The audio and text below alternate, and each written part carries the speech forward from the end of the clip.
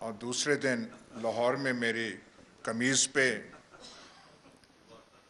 کے ساتھ کچھ ہو گیا.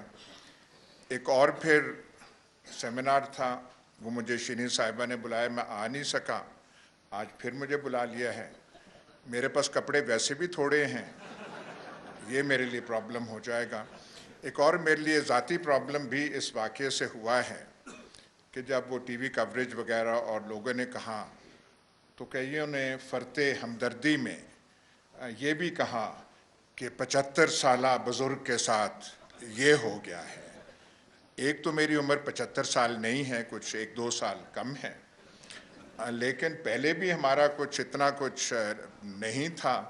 تو یہ جو تہمت ہم پہ لگ گئی کہ بزرگی کا، اور آج سمیع ابراہیم نے بھی نہیں بخشا اور کہا کہ اس بڑھاپے میں آ گئے ہیں.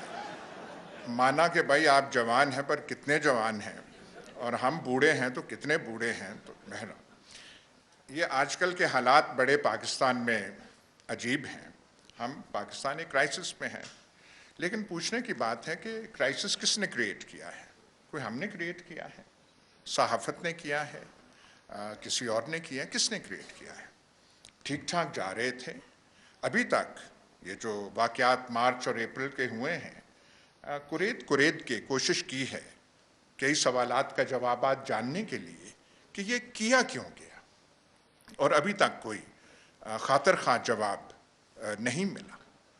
ایک چیز چل رہی تھی، ہر لحاظ سے آئیڈیل نہیں ہوگی، لیکن پاکستان میں کون سی چیز آئیڈیل ہوتی ہے؟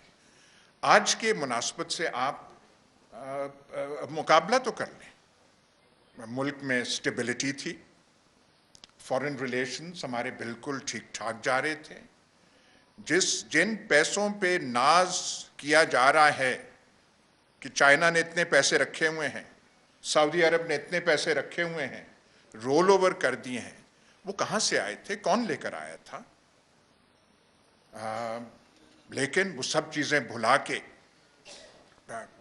پیٹرول پرائسز کی جو بات ہے، پہلی دفعہ ملک کی تاریخ میں ہوا ہے کہ کسی گورنمنٹ نے پیٹرول پرائس کم کی، عوام کو ریلیف، اور سب سے بڑا جرم وہ ان کا گنوایا جا رہا ہے کہ انہوں نے پیٹرول کی پرائس کم کر دی، اور انہوں نے ایسے کیا ہم سسٹین نہیں کر سکتے تھے. شوکت ترین سمجھا کے تھک گئے ہیں کہ ہم اسے فائنانس کس ذریعے سے کر رہے تھے، پروونس سے، یہاں سے نہیں، انسسٹینیبل کر کے، اور انہوں نے یہاں پہ وہ چیز کر دی.